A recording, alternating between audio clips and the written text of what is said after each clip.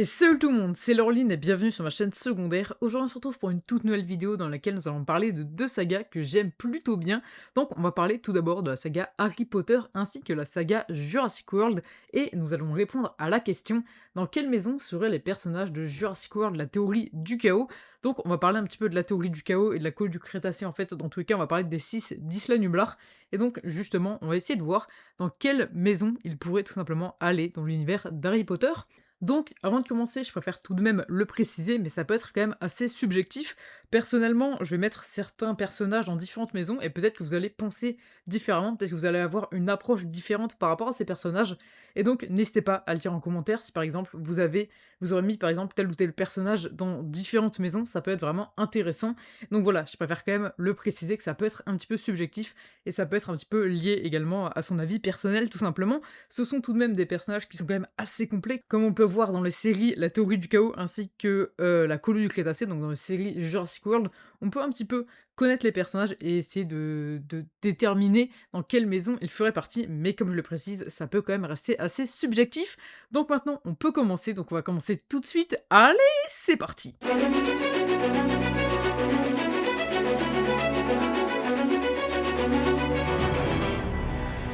On commence tout de suite par un petit peu l'explication, par, la mise en contexte tout simplement, pour les personnes qui connaissent pas forcément les valeurs des différentes maisons.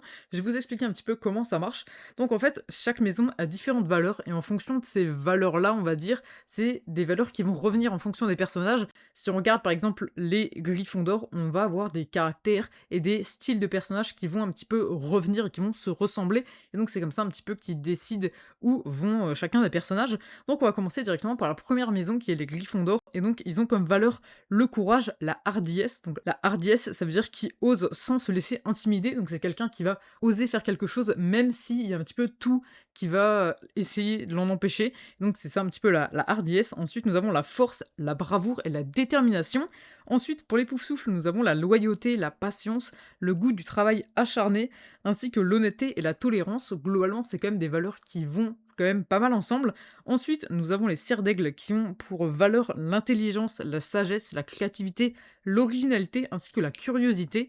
Et on termine directement avec Serpentard qui ont comme un petit peu valeur la grandeur, la ruse, l'ambition et la fierté. Donc voici un petit peu les types de profils qui vont revenir dans ces différentes maisons. Et donc, on va essayer de déterminer un petit peu maintenant quel personnage irait dans quelle maison. Et donc, justement, on a différentes, on va dire, différentes visions un petit peu des différents personnages, puisque si on regarde leur évolution à travers, par exemple, la colo du Crétacé ainsi que la théorie du chaos, on peut voir que les personnages évoluent pas mal. Et donc, ça permet un petit peu d'avoir vraiment un portrait hyper intéressant des différents personnages et avoir une évolution également assez intéressante. Et donc parfois, avec leur évolution d'une saison à l'autre, ou par exemple d'une série Jurassic World à l'autre, on peut avoir des personnages qui iraient dans une maison et finalement totalement dans une autre, en fonction un petit peu de leurs actes. Et donc ça, je trouve ça vraiment hyper intéressant. Donc là, cette vidéo sort avant la saison 4 de Jurassic World, la théorie du chaos, puisqu'il est possible que les personnages changent encore et qu'on ait tout simplement, après cette sortie de la saison 4 le 20 novembre, qu'on ait tout simplement une autre appréciation de ces personnages. Mais pour l'instant, je me suis dit qu'on se base uniquement sur ce qui s'est passé pendant la cohue du Crétacé et la théorie du chaos jusqu'à la saison 3. Donc voilà, maintenant on peut vraiment rentrer dans le vif du sujet. Et donc on va commencer tout de suite par le premier personnage qui est Ben Pincus. Donc c'est vraiment un personnage hyper intéressant, c'est l'un de mes personnages préférés. Je le trouve vraiment très intéressant. On a vraiment un personnage qui a énormément évolué. Si on regarde dans la première saison de la colo du Crétacé, on voit que c'est un personnage qui était très timide, très renfermé sur lui-même, qui était un petit peu hypocondriaque, et donc on voit vraiment qu'il y a une évolution. Ensuite, lorsque, à la fin de la saison 1, il pense avoir perdu Ben et qu'il se retrouve seul avec Bumpy contre un petit peu la nature, comme ça, tout seul, dans Jurassic World, et donc on voit que le personnage va encore beaucoup évoluer, et ensuite nous avons encore une autre évolution dans la théorie du chaos, donc on voit que c'est un personnage qui évolue énormément, et qui est passé par plein de phases différentes, et on voit qu'il a beaucoup changé, et je trouve qu'il a pas mal de valeurs qui viennent de la maison Poufsouffle. Par exemple, la loyauté, c'est quelqu'un d'assez loyal envers ses amis, même si celui-ci aurait pu leur en vouloir, par exemple, car il aurait pu penser que ceux-ci l'avaient abandonné, par exemple à la fin de la saison 1 de la colo du Crétacé, alors que ce n'était pas du tout le cas, puisqu'il pensait à la base qu'il était mort. Donc justement, c'est quelqu'un qui est assez loyal envers ses amis, c'est quelqu'un également qui fait preuve, on va dire, de patience, qui, justement va essayer de trouver par exemple plein d'éléments qu'on a au début de la théorie du chaos, justement où il essaye de trouver plein d'éléments pour essayer de comprendre un petit peu qui peut leur en vouloir. Ensuite, nous avons également le goût du travail acharné. Ça, on le voit également lorsqu'il a dû survivre tout seul à, Jurassic World. Et ensuite, nous avons également l'honnêteté et la tolérance. L'honnêteté, c'est vrai que ça c'est quelqu'un d'assez honnête, même si on va dire que c'est un petit peu complexe avec la situation qu'il y avait avec Brooklyn, comme on a pu le voir, parce qu'il était au courant que Brooklyn, elle, n'était pas décédée. Et donc ça, on peut dire que l'honnêteté, ça peut un petit peu pécher, mais globalement, ça reste quand même une personne assez honnête. Et la tolérance, puisque c'est le premier qui va accepter Kenji lorsque celui-ci les a, entre guillemets, trahis, lorsqu'il a préféré partir avec son père et contrôler les dinosaures, vous savez, avec ses fameuses manettes. Et donc, justement, on peut dire que la tolérance, c'est un personnage qui est assez tolérant. Et on le voit également lorsqu'il va partir à Malte avec Darius pour aller, voir Brooklyn tout simplement. Donc on voit que c'est un personnage qui est quand même assez tolérant et donc je le verrais très bien du côté de la maison Poufsouffle. D'ailleurs, ça colle un petit peu puisque les personnages qui sont dans la maison Poufsouffle sont des personnages qui souvent aiment un petit peu la nature et les animaux, ce qui est vraiment son cas avec par exemple Bumpy et également, Bumpy qui est Petite Bosse et également Petit Dou. Et donc, on peut partir maintenant pour le second personnage qui est Dargus Bowman. C'est un personnage qui lui également a pas mal évolué, dans lequel on sait on a pas mal d'informations, puisqu'à la base, dans la saison 1, on vous voyait tout simplement ce personnage un petit peu comme le personnage principal, et ensuite nous avons tout simplement le groupe qui est devenu le personnage principal, et donc c'est vraiment un personnage qui est très très intéressant, et qui a aussi évolué, mais est resté quand même pas mal dans cette même lignée, on va dire, et qui est resté quand même lui-même pour le coup, et ça c'est vraiment assez intéressant. Donc on peut voir que celui-ci a pas mal, on va dire, de qualités, tout simplement. C'est quelqu'un qui est quand même assez, intelligent, qui parfois fait preuve de sagesse ainsi que d'ambition, et donc ça peut être vraiment intéressant, mais il y a quand même pas mal de choses qui reviennent et on le voit par exemple dans la, 1 saison de la théorie du chaos. C'est un personnage qui, à la fin, va décider d'aller dans le bateau pour poursuivre tout simplement leur objectif et pour essayer de retrouver, par exemple, Brooklyn et essayer de trouver des réponses à leurs questions. Et ça, c'est vraiment un personnage qui est très intéressant et on peut voir qu'il fait preuve de courage puisque c'est lui qui va un petit peu décider de prendre les décisions parfois pour le groupe. C'est quelqu'un qui a de la hardiesse, comme on le disait tout à l'heure, puisqu'il ose sans forcément se laisser intimider. On le voit par exemple dans le bateau quand il décide d'entrer illégalement, même si le groupe n'était pas forcément d'accord, ou même par exemple lorsqu'il va aller rejoindre Brooklyn à Malte, on voit que c'est un personnage qui a quand même pas mal de hardiesse. Il a de la force, on va dire plutôt morale, effectivement, pour essayer, on le voit pas mal dans la colo du Crétacé, justement d'essayer de rester soudé et d'avoir justement cette force morale et rester un petit peu comme ça, positif, tout simplement, de la bravoure et de la détermination également pour poursuivre un petit peu, ses objectifs et essayer de retrouver Brooklyn et de comprendre ce qui s'est passé. Donc c'est un personnage qui, selon moi, ferait bien partie de la maison Gryffondor. Je pense que c'est un personnage qui peut être vraiment intéressant, enfin qui est intéressant, mais qui pourrait faire partie tout simplement de cette maison. Et je trouve ça vraiment assez intéressant de, tout simplement le mettre dans cette maison. Ensuite, nous avons Yasmina Fadoula, donc un personnage qui est vraiment intéressant, qui a aussi beaucoup évolué et qui, selon moi, ferait partie de la maison Serre d'Aigle, puisque lorsqu'on regarde un petit peu les valeurs, c'est vrai qu'elle a d'autres valeurs qui font partie, on va dire, un petit peu des, autres maisons, mais après ça, c'est un petit peu logique. Ils n'ont pas que les qualités de cette maison, ils ont aussi quelques autres, mais on voit que c'est un personnage qui, au début de la colo du Crétacé, était un personnage très renfermé sur elle-même, qui était très à l'écart du groupe. Et donc on voit un petit peu quel personnage, par exemple, de quelle maison pourrait-elle faire partie. C'est pas forcément, on va dire, maison Gryffondor ou Serpentard. Vraiment, c'est pas du tout le profil. On va dire que c'est plutôt, on va dire, soit une Poufsouffle, soit une Serre d'Aigle, puisque c'est des maisons qui sont quand même un petit peu plus en retrait, un petit peu plus discret que, plutôt discrètes que les autres maisons. Et donc c'est pourquoi on la mettrait soit Poufsouffle, soit Serre d'Aigle. Et je trouve que les valeurs qu'il y a à Serre d'Aigle correspondent pas mal au personnage. On a l'intelligence, c'est une personne qui est quand même assez intelligente. La sagesse, puisque c'est un personnage qui arrive à prendre des décisions et qui, dans la saison 2 de la théorie du chaos, devient quand même un personnage à qui les personnes aiment parler et aiment tout simplement poser des questions et demander pour être aiguillé. Et donc on peut dire que c'est un personnage qui fait quand même preuve de sagesse, de créativité, comme on le voit dans la colo du Crétacé, donc dans les premières saisons où celle-ci dessine, et donc ça fait preuve un petit peu de créativité et d'originalité également, en rapport avec le dessin et également avec le fait qu'elle soit sportive. C'est un petit peu un parcours qui était un petit peu original, donc ça c'était assez intéressant, et de curiosité, puisqu'on le voit également Et elle va essayer parfois de trouver des réponses à ces questions avec le groupe et donc ça, c'est vraiment intéressant. Donc selon moi, Yasmina Fadoula ferait partie de la maison Serre d'Aigle et je pense sincèrement que ça colle plutôt pas mal avec le personnage. Ensuite, nous avons le personnage de Samy Gutiérrez qui est un personnage qui est aussi assez intéressant, qui a beaucoup évolué et qui, à la base, était un personnage qui était prévu pour de l'espionnage et qui finalement a décidé de ne pas aller jusqu'au bout de celui-ci et d'abandonner tout simplement Mantacorp. Et donc celle-ci, on voit qu'elle a aussi beaucoup évolué. C'est vrai que si on regarde par exemple la première saison de la Colo du Crétacé, on voit que ça change pas mal au niveau des personnages par rapport déjà à la saison 2 et ensuite largement ça change, beaucoup par rapport à la, théorie du chaos. Mais Samy Gutiérrez est un personnage quand même qui est intéressant et je pense sincèrement que ce serait un personnage qui irait chez Poufsouffle puisqu'on voit que niveau loyauté, elle reste quand même loyale envers ses amis, mais lorsque ceux-ci la trahissent, comme par exemple Brooklyn, elle va pas aller venir aider Brooklyn lors, lors de la fin de la saison 3 de la théorie du chaos.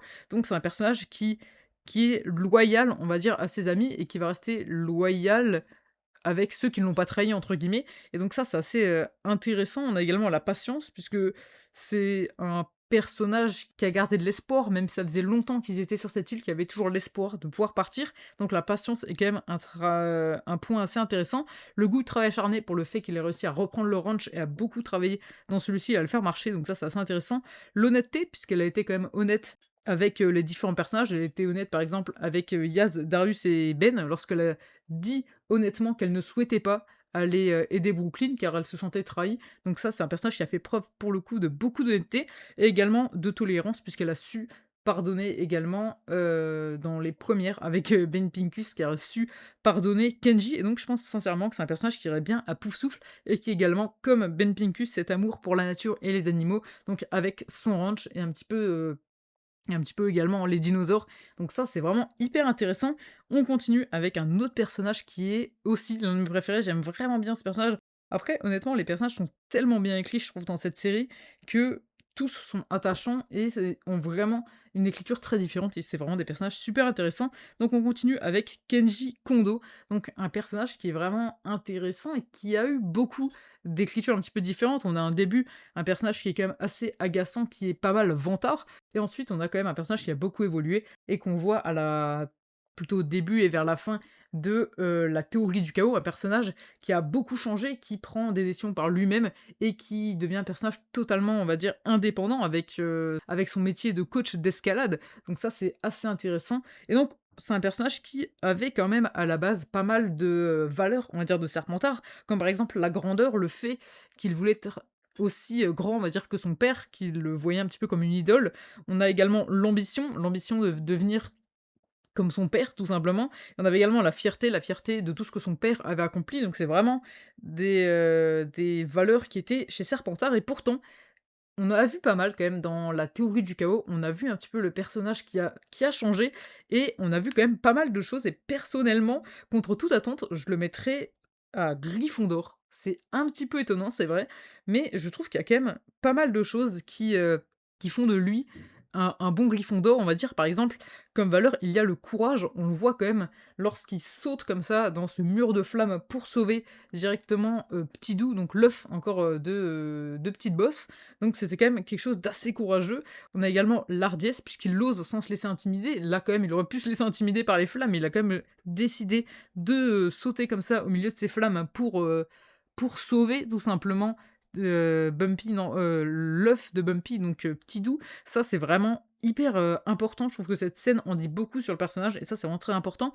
On a également la force et la bravoure qui vont un petit peu avec et la détermination d'aller jusqu'au bout de ce plan et franchement, c'est un personnage qui, je trouve, aurait pu à la base être à Serpentard et qui finalement a une place, on va dire, bien ancrée chez Gryffondor puisqu'il a vraiment, avec ne serait-ce que quelques scènes, même la fois où lorsqu'ils étaient dans le bateau, encore clandestinement, quand il avait décidé de partir chercher de la nourriture et voler directement le, paquet de chips, il me semble, au, pilote de ce bateau, c'était quand même quelque chose d'assez courageux, juste pour nourrir ses amis et ça, je trouve ça vraiment, très intéressant et ça en dit vraiment beaucoup sur le personnage et ensuite, on termine par le dernier personnage qui a énormément évolué, vraiment.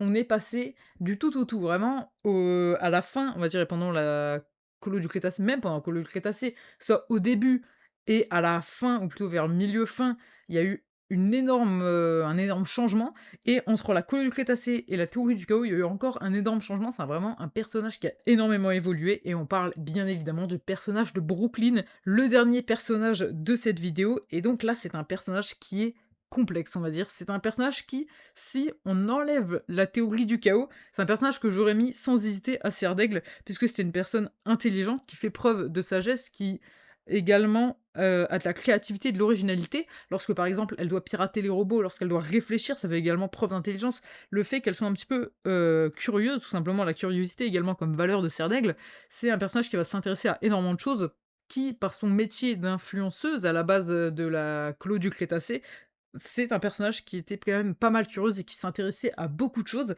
et donc je l'aurais mis vraiment sans hésiter à Serre d'Aigle. Mais avec la théorie du chaos, donc du moins jusqu'à cette saison 3, on a un personnage qui a beaucoup évolué. C'est un personnage qui a vraiment changé, un personnage qui s'est assombri tout simplement, qui a vraiment changé du tout au tout, et personnellement, je la mettrais chez Serpentard. C'est le premier personnage que je mets chez Serpentard, mais je pense réellement qu'elle y mérite sa place tout simplement. C'est un personnage qui fait preuve de grandeur, ça on le voit, au début, tout simplement, de la colo du Crétacé, lorsqu'elle veut un petit peu montrer sa grandeur, un petit peu prouver la personne qu'elle est. Donc ça, c'est vraiment une caractéristique un petit peu des Serpentards. La ruse, ça on le voit, mais énormément, c'est ne serait-ce qu'avec uniquement cette valeur, ça couvre toutes les valeurs des par exemple, elle a toutes les valeurs, on va dire, de chez Serre d'Aigle, rien que la ruse couvre toutes ces valeurs, puisqu'elle fait preuve d'énormément de ruse, pour essayer de berner Santos, pour essayer de berner également d'autres personnages, comme par exemple les 6-10 la Nublar, donc ses amis, qu'elle va essayer également de berner. Santos, on a également Lewis Dawson, qu'elle va essayer de berner. C'est vraiment un personnage qui, dans la théorie du chaos, vraiment fait preuve de ruse. Elle a même donc laissé prétendre qu'elle était décédée à ses amis uniquement pour mettre son plan en action, et donc ça, c'est vraiment une preuve d'utilisation de ruse vraiment incroyable, et dans la théorie du chaos, c'est vraiment de la ruse de ce personnage à l'état pur. Ensuite, nous avons de l'ambition, avec l'ambition de faire, par exemple, tomber Santos ainsi que les autres personnages de ce trafic de dinosaures. Donc là, pour le coup, on a également de l'ambition et également de la fierté, comme on pouvait le voir, où elle se vantait beaucoup de ses chiffres un petit peu et du fait qu'elle était influenceuse. Ça, c'est plus dans la colo du Crétacé, mais c'est un personnage qui vraiment entre parfaitement dans la maison Serpentard, surtout avec ce côté ruse. Donc, avant de terminer cette vidéo, on va rapidement voir, puisque justement je disais au début de cette vidéo comme quoi ça pouvait être subjectif, et donc j'ai demandé un petit peu à ChatGPT pour voir ce que lui pensait et où est-ce qu'il aurait mis ces différents personnages. Donc je vais vous lire ça tout de suite. On commence directement, donc celui-ci a classé par maison. Donc chez Gryffondor, il aurait mis Ben Pincus, que personnellement j'avais mis chez Poufsouffle. Donc il explique sa transformation et l'arc le plus Gryffondor de la série. Il passe de peureux à courageux, prend des risques fous, protège Bumpy et les autres avec une détermination incroyable. Vraiment un Gryffondor pur. C'est ce que dit ChatGPT. Je trouve que personnellement, il irait plus pardon, chez Poufsouffle, puisque son début, je trouve, en tant que Ben Pincus au début de la colo du Crétacé, quelqu'un de très timide et très réservé, marque plus, va plus, je trouve, chez Poufsouffle que chez Gryffondor. Mais après, comme je le dis, c'est un petit peu subjectif. Ensuite, chez Gryffondor, il aurait également mis Yasmina Fadoula. Donc celui-ci dit athlète forte, protectrice, prête à se sacrifier pour tous les autres. Elle agit souvent avant de réfléchir quand un ami est en danger, très Gryffondor dans sa loyauté combative.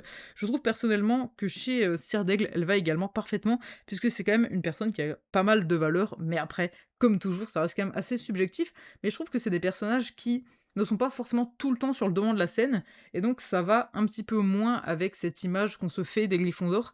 Les Gryffondor, on les voit plus un petit peu comme ça sur le devant de la scène, alors que les Poufsouffle et également Serre d'Aigle, on les voit plus un petit peu en retrait, comme l'étaient Ben Pincus et Yasmina Fadoula, qui étaient des personnages quand même très timides à la base, donc personnellement, je les verrais pas spécialement chez Gryffondor.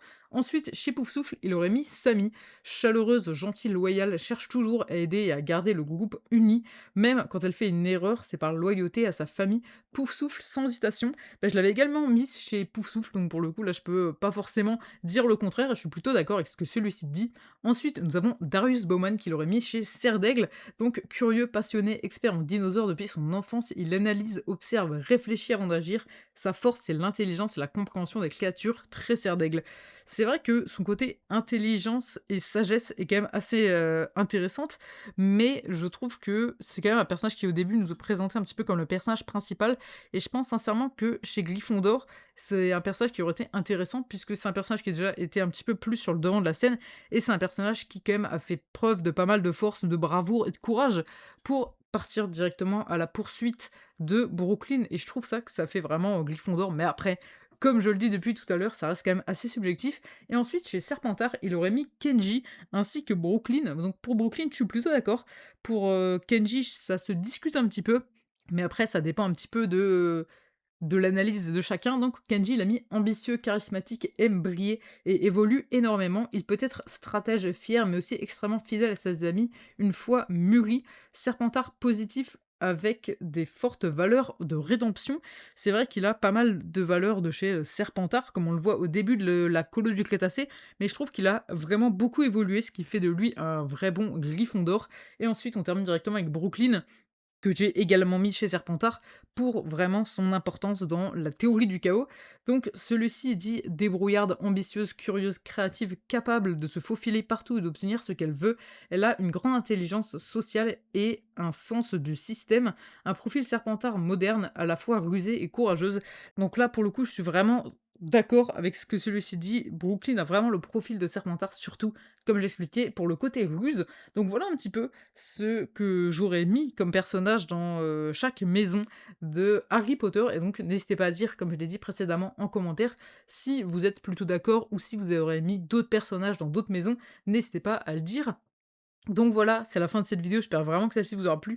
Moi, j'ai passé vraiment un super moment à essayer un petit peu de comprendre les personnages. D'ailleurs, comme je l'ai dit précédemment, la saison 4 de la théorie du chaos sort ce 20 novembre, ça a l'air vraiment sympa. J'ai pas regardé les trailers parce que je voulais pas forcément me spoil, je sais que j'avais des spoils de la colo du Crétacé, en fait j'avais regardé une bande-annonce, je sais plus laquelle, mais il disait c'est lorsque Kenji s'énerve contre Ben et lui dit tu savais qu'elle n'était pas morte et tu n'as rien dit. Sauf qu'à ce moment-là, je n'avais pas encore vu, je crois, la première saison de la théorie du chaos, donc ça m'avait vraiment spoil. Donc depuis, je ne regarde plus les trailers et je pense que ça permet également de mieux découvrir un petit peu cette nouvelle saison. Apparemment, ça serait la dernière d'après ce qu'ils disent, donc c'est un petit peu dommage. C'est vrai que ça aurait été bien qu'ils s'en fassent le même nombre que la colo du Crétacé, ça serait resté au moins dans la même logique, mais bon, après, je préfère qu'ils fassent, entre guillemets, «de la qualité» plutôt que de la quantité. Bref, c'est la fin de cette vidéo, j'espère vraiment que celle-ci vous aura plu. Si c'est le cas, n'hésitez surtout pas à la liker, ainsi qu'à vous abonner en activant la cloche, c'est vraiment super important.